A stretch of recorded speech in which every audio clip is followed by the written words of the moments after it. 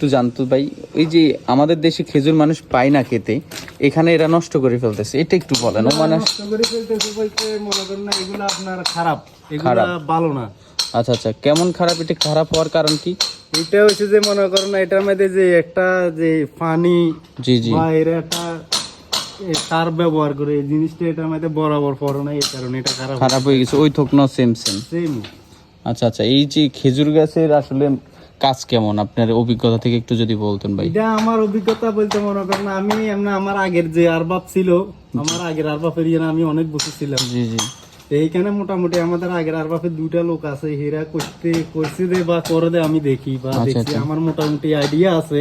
জি জি। বা আমি এই কাজ মেশনের কাজ তারা দিলেও আমি খেজুর গাছ করতে বাগানের পারেন। কাজ করতে পারবো, ঠিক আছে। আচ্ছা, বর্তমানে মানে নাকি আমার লাগবে বাগানে না। কাজের চাহিদা একটু ভালো আছে। আছে মোটামুটি, এটা যারা মনে করেন আরবাফের বাগানে চাকরি করে এদের বেতন একরকম, আর যারা বাইরের লোক তাদের বেতন এসে যায় আরেক রকম। আচ্ছা আচ্ছা। মানে আমগো সেম সিস্টেম। আচ্ছা, আসেন তো ভাই, কাজ করেন ইনশাল্লাহ। ভাইয়ের সাথে কথা বলে অনেক ভালো লাগলো ভাই।